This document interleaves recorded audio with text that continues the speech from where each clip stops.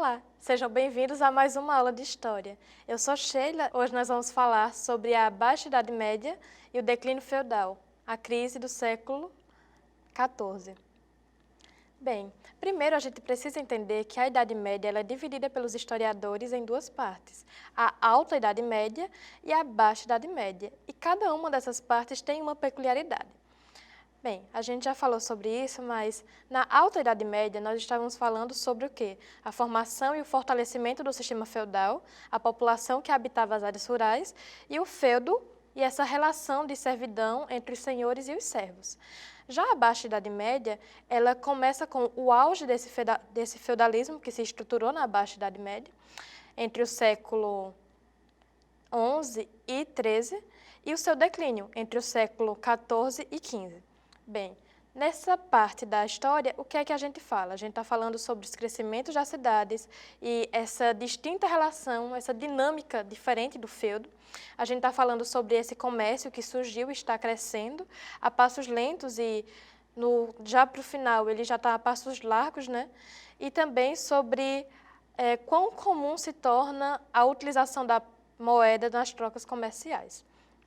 Bem, como a gente estava falando sobre as cidades, nós temos aqui mais um exemplo de uma cidade, essa um pouco maior, que são essas fortificações onde as pessoas moravam dentro e faziam seus comércios. Mas, como a gente pode perceber nessa imagem, essa fortificação ela é mais ampla e ela tem outras divisões, né? Ela acaba passando-se um ponto do extramuro. A gente pode ver lá no fim da imagem. Mas o que é que essa cidade tem de diferente? O que é que essa relação tem de diferente? Primeiro, que a gente tem um aumento aí desse espaço urbano, né? Com esses bairros que são os burgos e essa nova classe social que são os burgueses, como nós falamos na aula passada. Nós também temos essas estruturas feudais que estão entrando em declínio, em desuso, por essas cidades que precisam de outra dinâmica para continuar existindo, e com essa outra classe que acaba surgindo e também mudando e nutrindo essa transição para um sistema capitalista, deixando de ser aquela sociedade com as trocas. Aqui nesse slide a gente pode ver uma das pinturas que tem o cambista e a sua mulher, que é do Quentin Mason, onde nós podemos ver um personagem aí trabalhando com essas moedas, que é aí que surge também os cambistas, que são uma nova profissão, que servem unicamente para essas transições de moedas, porque um detalhe sobre as moedas é que cada região tem a sua moeda e o seu valor agregado. Então, não é uma moeda que serve para um território todo. A exemplo disso, nós temos, por exemplo, o real. No Brasil, nós usamos o real. Nos Estados Unidos, eles usam o dólar. Só que nós temos países diferentes e ambientes muito distintos. E aqui, na sociedade feudal, não é algo tão distinto assim. Tipo, uma pequena cidade usa uma moeda, a cidade do lado já usa outra moeda. Então, quão difícil é fazer essas trocas entre essas cidades e esse comércio, né? Com essas moedas tão diferentes. É aí que surgem os cambistas, que são essas pessoas que fazem a troca, eles fazem o câmbio, né, dessas moedas para fluir esse comércio. Bem, e como é que se dá essa crise? E por que nós temos essa crise? O que é que contribui? O que contribui para essa crise, além desse comércio crescente dessa sociedade que tem outra dinâmica, que tem outro tempo, são a peste negra, a fome e a guerra dos 100 anos. E todas essas coisas estão acontecendo simultaneamente. Então, veja bem, nós temos uma sociedade que antes estava acostumada mais com aquela calmaria, com aquele negócio mais ali dentro do feudo, e ela já muda uma dinâmica para uma cidade. Só que essas cidades, elas não são tão bem estruturadas assim. É isso que a gente vai ver quando falarmos sobre a peste negra, que é uma das causas, é justamente como essa cidade é estruturada, né? E, além disso, nós temos o aumento da população, então a gente precisa produzir mais comida e guerras internas, como a Guerra dos 100 anos. Bem, primeiro, sobre a peste negra. O que é a peste negra, né? É uma doença que ela é causada por uma bactéria que era transmitida pela pulga de rato. E ela dizimou um terço da população europeia, mais ou menos uns 30% a 40%. Primeiro que ela era uma doença repentina, então ela surgia e com 2 ou 3 dias as pessoas já estavam morrendo, né? Além disso, Os surtos ocorriam entre 8 e 9 anos, tipo, não foi tudo de uma vez. Com o decorrer do tempo, aí surgia o surto de novo, aí morria mais pessoas, e mais tempo, e mais pessoas, e a sociedade, esse mundo, ficou sempre nisso, com essa crise epidêmica, né? E o que é que faz com que essa crise se desenrole tão bem nesse cenário? Primeiro que nós temos uma escassez na condição de higiene dessas cidades, né? Nós temos os hábitos de higiene pessoal que são um pouco diferentes, porque o ambiente medieval, a Europa em si, ela tem um clima um pouco diferente, que não necessariamente contribui para essa limpeza pessoal, como é o nosso caso. Tipo, no Brasil a gente pode tomar banho sempre, mas o mundo medieval ele não tomava banho todos os dias, porque, veja, é um clima mais frio, e também a água, entre outras coisas. Bem, uma das grandes questões da Idade Média é justamente o pensamento religioso, porque esse pensamento religioso é o que sustenta essa sociedade, na verdade. Veja, na sociedade feudal, o ponto mais alto abaixo do rei são o clero. Então, veja, a igreja tem uma grande influência nesse momento. E o que é que a igreja diz sobre essa peste negra, que também é chamada de peste bubônica? Eles acreditavam que essa peste era um castigo de Deus por causa dos pecados da humanidade, porque, além de comércio, nós também temos uma outra questão, que é o empréstimo. E a igreja considerava que você pedir uma quantia de dinheiro e pagar mais do que isso para outra pessoa era usura, e usura é pecado. Então, essa sociedade que tem outra dinâmica e que tem outra forma de pensamento, não se desvinculou completamente do pensamento religioso. E até as pessoas que faziam essas trocas eram até mal vistas nessa sociedade. Então, a igreja já vem dizer que esse momento, esse surto, essa epidemia é culpa dos pecados da humanidade. Isso aí é um castigo de Deus.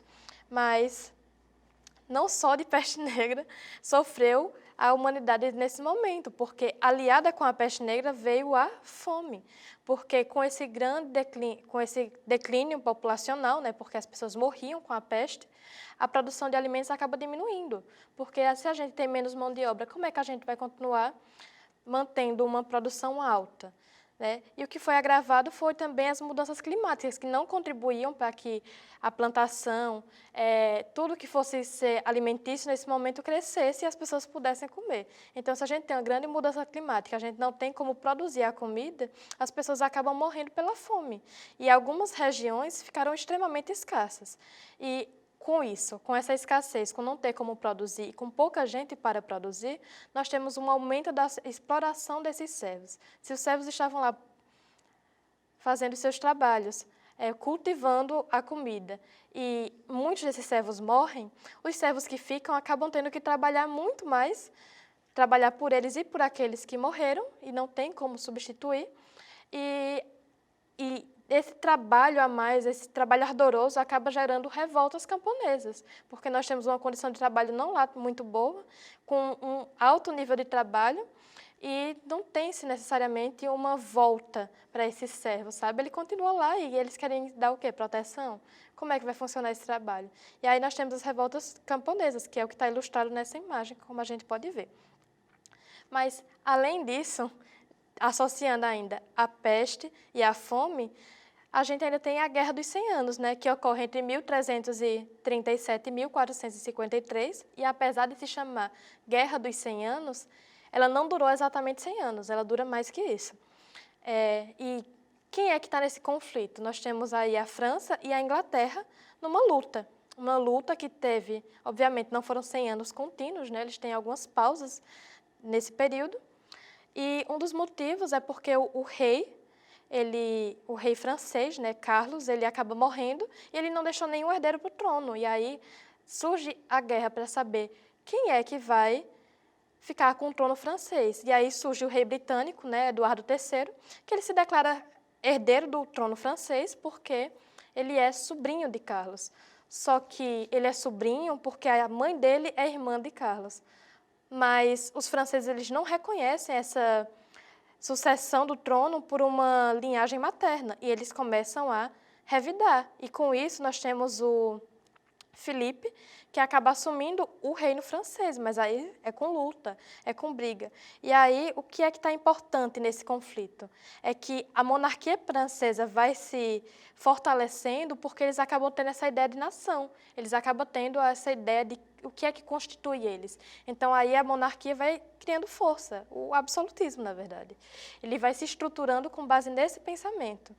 E uma das figuras que é muito falada quando a gente fala de Guerra dos 100 Anos é a Joana d'Arc, que é uma mulher, né, que ela comandou as tropas durante a guerra e o que ele dizia para poder entrar nesse exército, visto que ela era uma mulher e que as mulheres não eram necessariamente soldados, aliás, elas não eram soldados, né?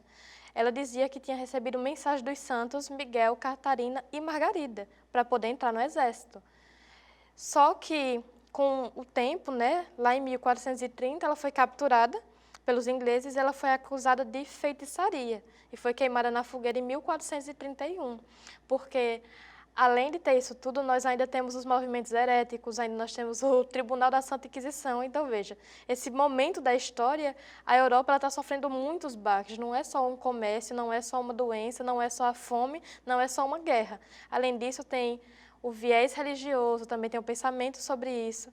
Então, todas essas questões acabam contribuindo para que esse mundo, como eles estavam conhecendo, esse mundo que durou vários e vários séculos, acabasse ruindo.